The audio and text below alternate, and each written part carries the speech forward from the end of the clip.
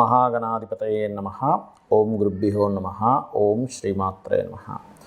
పరమేశ్వర స్వరూపమైనటువంటి జ్యోతిష, వాస్తు మరియు ఇతర అనేకమైనటువంటి శాస్త్రములను మనకు అందించినటువంటి మహర్షులకి నమస్కారం. హయగ్రీవ హయగ్రీవ హయగ్రీవేతియో వధేత్తస్య నిస్సరతే వాణి జహ్నుకన్యా ప్రవాహవత్. అరుణాం కరుణాతరంగితాక్షీం ధృతపాశాంకుశపుష్పబాణచాపాం అనిమాదిభిరావృతాం మయూకైః అహమిత్యేవ విభావయే భవానీం. శ్రీమాత్రే నమః. ప్రేక్షకులకి ఆ లలితాంబిక అమ్మవారి యొక్క అనుగ్రహం పరిపూర్ణంగా కలగాలని మనస్ఫూర్తిగా కోరుకుంటూ, మనం ఇప్పుడు చెప్పబోయేటువంటి అంశాలు ఏవైతే ఉన్నాయో అవి చెప్తుంది నేనైనప్పటికీ కూడా చెప్పేసిన సాక్షాత్ లలిత అమ్మవారిగా భావిస్తూ, మనకి చాలామంది నన్ను అడిగినటువంటి ప్రశ్న ఏమిటంటే 2024 చాలా దారుణమైనటువంటి స్థితుల్లోకి వెళ్ళిపోయింది. అదిగాక మనకు క్రోధినామ సంవత్సరం కలిసి రావడం వల్ల ఒకవైపు అంటే జలప్రలయాలు కానివ్వండి, లేనట్లయితే ఉద్యోగ సంబంధించిన విషయంలో విదేశాల్లో ఉండేటువంటి వారికి విదేశీ ఉద్యోగ సంబంధించిన విషయంలో అనేకమైన ఇబ్బందులు కానివ్వండి, గొడవలు కానివ్వండి, ఎంతో గందరగోళ పరిస్థితులు ఏర్పడ్డాయి కదా. కనీసం 2025 అయినా బాగుంటుందా, ఇంకా 3 నెలల్లో రాబోయేటువంటి 2025 ఎలా ఉండబోతుంది, కొంచెమైనా ఆశాజనకంగా ఉంటుందా అనేటువంటిది అడిగారు. దాన్ని బట్టి నేను ముందుగా చెప్పడం జరుగుతుంది ఇది.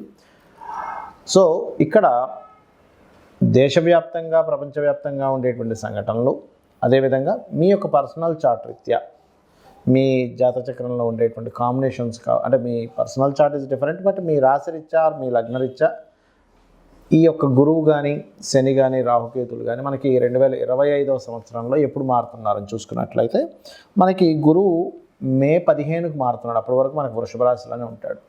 శని భగవానుడు 30 మార్చిని మారుతున్నాడు. రాహుకేతువులు ఏంటంటే 30 మే నుంచి మారుతున్నారు 2025లో. కాబట్టి ఈ గ్రహాలు మారే వరకు ఉండేటువంటి ఫలితాలు, మారిన తర్వాత ఉండేటువంటి ఫలితాలు 2025 సంవత్సరంలో అందరికీ ఎటువంటి ఫలితాలు కలగనున్నాయి, మరియు ఏం చేసుకోవాలి మీరు అనేటువంటి విషయం మనం ఇప్పుడు తెలుసుకుందాం. మిథున లగ్నము, మిథున రాశి. మీకు ఈ 2025 సంవత్సరంలో చాలామంది అడుగుతూ ఉన్నారు, ఏమండి జనవరి నుంచి ఎట్లా ఉంటుంది, కనీసం ఈ క్రోధినామ సంవత్సరంలో చాలా ఇబ్బందులు పడుతున్నాం కదా, కనీసం 2025 నుంచి అయినా బాగుంటుంది అని అడగడం జరుగుతుంది. అయితే ఇక్కడ మనకి మెయిన్గా సంవత్సరం మారడం అనేటువంటిది మనం తెలుగు సంవత్సరంతోనే తీసుకుంటాము. క్రోధి తర్వాత విశ్వవసు అనేటువంటి సంవత్సరం రాబోతుంది. సో అది ధన సమృద్ధినిచ్చేటువంటి సంవత్సరం అంటారు, కాబట్టి అందరికీ కూడా బాగుంటుంది చెప్పాలంటే. కాకపోతే ఇక్కడ మనకి గ్రహాలు కూడా మారాలి అప్పటికి. అంటే అలాగా మార్చ్ ఎండింగ్లోని మేలోని ఇక్కడే మారుతున్నాయి మేజర్ ప్లానెట్స్. అయితే ఇక్కడ మనం మిథునం వారికి కనుక చూసుకున్నట్లయితే ఫస్ట్ ఆఫ్ ఆల్ శని భగవానుడు, కర్మకారకుడైన శని భగవానుడు భాగ్యం నుంచి దశమంలోకి వస్తున్నాడు. సో ఎప్పుడైతే దశమంలోకి వస్తాడో అది కూడా మీకు దశమస్థానం, మీ మిథునానికి దశమస్థానం ఎప్పుడైతే అవుతుందో అది వృత్తి అభివృద్ధినిస్తుంది. వృత్తిపరంగా అభివృద్ధి యోగము, జాబ్ లేదు అనుకునేటువంటి వారికి ఏదో ఒక జాబ్లో సెట్ అవ్వడం మాత్రం ఖచ్చితంగా ఇస్తుంది. అందులో ప్రధానంగా గురువు రాశిలో ఉండడము, శని దశమంలో ఉండడం. కాకపోతే వర్క్ స్ట్రెస్ కూడా ఎక్కువగా ఇస్తుంది. అంటే ఎలా అంటే చూడండి, ఇప్పుడు ఒక 8 గంటలు జాబ్ అనుకోండి, సాయంత్రం 5 కల్లా అయిపోవాలి, 5:30కో 6కో అయిపోవాలనుకోండి, 8 వరకు చేయాల్సిన పరిస్థితి రావడం, నైట్ వరకు చేయాల్సిన పరిస్థితి రావడం, జాబ్ అలా ఇస్తూ ఉంటుంది. ఎందుకంటే శని ఈజ్ లేట్ కారకుడు కాబట్టి. అయితే ఇది ఎప్పటి నుంచి, శని మనకి ఎప్పటి నుంచి మారుతున్నాడు ఈ 2025 సంవత్సరంలో చూసుకున్నట్లయితే ఈ యొక్క మార్చి 30వ తేదీ నుంచి మారుతున్నాడు. మార్చి 30వ తేదీ రాగానే వస్తుంది ఆ రిజల్ట్. అంటే మే 15వ తేదీకి ఎప్పుడైతే రాశిలోకి గురువు వస్తాడో అప్పటి నుంచి వస్తూ ఉంటుంది. మరి రాశిలో ఉండేటువంటి గురువు వల్ల మరొక ఫలితం ఏమిటి అని చెప్పి చూసుకున్నట్లయితే మీ యొక్క జీవిత భాగస్వామి పేరు మీద ఏదైనా ప్రాపర్టీ తీసుకోవడం కానీ, ఉద్యోగ అవకాశాలు అయితే చక్కగా దశమాధిపతి లగ్నంలో ఉన్నందుకు వస్తుంది, కాకపోతే స్ట్రెస్ కూడా ఉంటుందని చెప్పుకున్నాము. అదేవిధంగా బంధువర్గంలో వారితో, ఎందుకంటే ఇక్కడ బుధరాశులు అయ్యాయి, బుధరాశుల్లో సప్తమాధిపతి వచ్చి కూర్చున్నాడు కాబట్టి బంధువర్గంలో వారితో ఎవరితోనైనా మీరు ఏదైనా బిజినెస్ స్టార్ట్ చేయడము, లేనట్లయితే వివాహ సంబంధించిన ప్రయత్నాలు ఫలించడం అనేది జరుగుతూ ఉంటుంది. కాకపోతే మీకు ఇప్పుడు ప్రజెంట్ ఉన్న కండిషన్లో 2025 మే 30వ తేదీ వరకు కేతు 4వ స్థానంలో ఉంటున్నాడు. కాబట్టి మీరు ఏదైనా చదువుకుందాం, ఏదైనా కొత్త కోర్స్ చేద్దాం అనుకుంటే మాత్రం మే 30 వరకు పెద్దగా యోగించదు. మే 30 తర్వాత అద్భుతంగా యోగిస్తుంది. కేతు మారిపోతాడు. కాకపోతే కేతు ఎప్పుడైతే 3వ స్థానంలోకి మారుతాడో, రాహు ఎప్పుడైతే 9వ స్థానంలోకి వెళ్తాడో 2025 మే 30 నుంచి అక్కడ జరిగేటువంటి ఫలితాలు ఏమిటి, జాగ్రత్తలు ఏమిటంటే 3వ స్థానంలోకి ఎప్పుడైతే మారుతాడో ముఖ్యంగా గవర్నమెంట్ కాంట్రాక్ట్స్, గవర్నమెంట్ ఉద్యోగాలు చేసేవాళ్ళు, గవర్నమెంట్ పీపుల్తో మీరు ఏదైనా అగ్రిమెంట్ రాసుకునేటప్పుడు కొంత జాగ్రత్తగా ఉండండి. అలాగే రాహువు ఎప్పుడైతే మనకి భాగ్యస్థానంలోకి వెళ్తాడో మీరు ఆఫ్టర్ మే తర్వాత నుంచి కంటిన్యూస్గా పితృదేవతలకి ఎక్కువగా మీరు చేసుకుంటూ ఉండాలి, దేవత ఆరాధనతో పాటు. అప్పుడు మీకు బాగా కలిసి రావడం జరుగుతుంది. మరియు ఈ 9వ స్థానం ఎప్పుడైతే అయిందో అది న్యాచురల్ 11th హౌస్ కూడా అయింది. కాబట్టి బిజినెస్లు అవి కాస్త ఆన్లైన్ ద్వారా చేసేటువంటి బిజినెస్లు, విదేశీ సంబంధించిన బిజినెస్లు బాగా డెవలప్ అవుతాయి. ఇక మీరు చేయవలసినటువంటి దేవతారాధన, అమ్మవారి యొక్క ఆరాధన చేయండి, అన్ని విధాలు బాగుంటుంది. 2024 కంటే 2025 విశ్వవసు అనేటువంటి సంవత్సరం క్రోధినామ సంవత్సరం కంటే చాలా బెటర్గా ఉంటుంది. ఎందుకంటే ధన సమృద్ధి యోగాన్ని ఇస్తుందట విశ్వవసు అంటే. మరి దేశ కాలమాన పరిస్థితుల్లో ఎటువంటి ఫలితాలు వస్తాయి అని చెప్పి చూసుకున్నట్లయితే ఇప్పుడు మనం చూడండి, జలరాశుల్లో మీనం యొక్క సంచారం జరుగుతున్నందుకు మనం లాస్ట్ టైం మనం చెప్పుకున్నాం, 9 months బ్యాకే చెప్పుకున్నాం రాహు మారినప్పుడు. జలరాశుల్లోకి రాహు వచ్చాడు. Rahu is the drastic related సంబంధించిన వాటికి కారకుడు.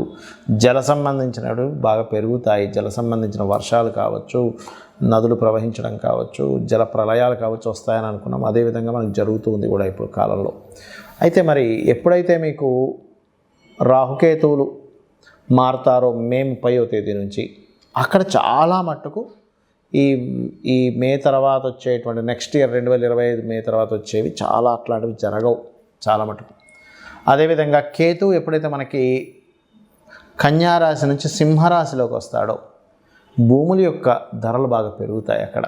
అంటే ల్యాండ్ రేట్స్ పెరిగేటువంటి సమయం ఎప్పుడైతే సింహంలోకి వస్తాడో కేతు. మరి సింహంలోకి వచ్చిన కేతువు ఏం చేస్తాడండి, కొన్ని అధికారాల్లో ఉండేటువంటి కొంతమందిని బదిలీ చేస్తాడు. అది ఎంపీ లెవెల్ కావచ్చు, ఎమ్మెల్యే లెవెల్ కావచ్చు, సీఎం లెవెల్ కావచ్చు, పిఎం లెవెల్లో కావచ్చు. కొంత మార్పులను ఇస్తాడు అక్కడ. అంటే కొన్ని మార్పుల్ని కేతు ఈజ్ చేంజింగ్, మార్పులు ఇంకొంత ఏదైనా మార్పు తేవడం వాటికి కారకుడు. అదేవిధంగా ఒక గొప్ప కీర్తిని కూడా ఇస్తాడు రాజుకి, ఎందుకంటే కేతు కీర్తికి కారకుడు. మరి శని భగవానుడు మీనరాశిలోకి వెళ్తున్నాడు. ఇక్కడ బాగా అర్థం చేసుకోండి, రాహువు ఎప్పుడైతే మీనరాశిలో ఉన్నాడో కొన్ని ధర్మ సంబంధించినటువంటి విషయాలు అనేకమైనటువంటి ఘర్షణలు తీసుకొచ్చాడు. శని వచ్చినప్పుడు ఏమవుతుందంటే అటువంటి ఘర్షణలు అవుతుంటాయి, కానీ కొంత ధర్మబద్ధంగా అంటే ధర్మ కర్మాది యోగం ఏర్పడుతుంటుంది. ఎప్పుడు శని కనుక గురు రాశుల్లోకి వెళ్ళినప్పుడు కొన్ని ధర్మ సంబంధించినటువంటి విషయాల్లో రాహు ఎటువంటి, ఎందుకంటే శనివత్ రాహు కుజవత్ కేతు అంటూ ఉంటారు. రాహు ఎటువంటి ఫలితాలను ఇస్తూ వచ్చాడో ఈ శని మీనరాశిలో ఉన్నప్పుడు ఏంటంటే ఎక్కువగా అంటే వర్షాలు పడవు, కానీ కొంచెం ఎక్కువగా ఎండ తక్కువగా ఉండడం, ఆ 2.5 సంవత్సరాలు కాస్త మబ్బు బట్టి ఎక్కువగా ఉండడం, ఇట్లాంటివి కూడా కొంత జరుగుతూ ఉంటాయి.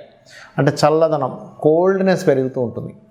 ఎందుకంటే జలరాశుల్లోకి వెళ్ళిన శని కదా, కోల్డ్నెస్ మీకు కొన్ని దేశాలు మంచు ఎక్కువ పట్టడం కానీ, అదేవిధంగా ఎండాకాలం ఎందుకని ఎండ అంతగా ఎక్కువ కనిపించట్లేదు ఏంటి అనుకోవడం కానీ ఇట్లాంటివి ఎక్కువ జరుగుతూ ఉంటాయి.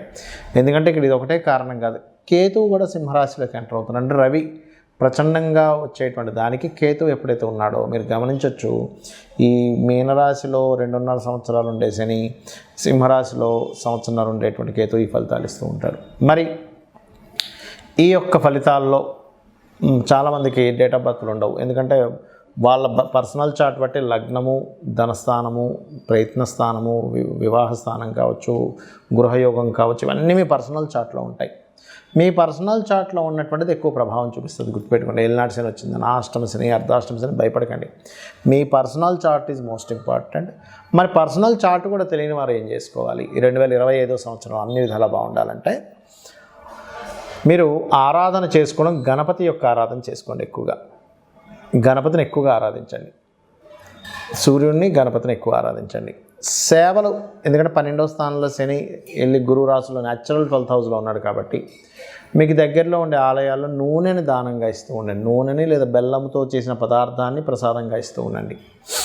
అలాగే మరొకటి ఏంటంటే మీరు ఏ బిజినెస్లు చేస్తున్నా కాస్త టెక్నాలజీతో కనెక్టివిటీ ఉండేలాగా మీరు ప్రయత్నం చేయండి. బాగా గ్రోత్ ఉంటుంది. ఎందుకంటే రాహు 11లో న్యాచురల్ 11th హౌస్లో సంచరించేటువంటి సమయము కాబట్టి ఇవి చేయండి, ఖచ్చితంగా మీకు బాగుంటుంది.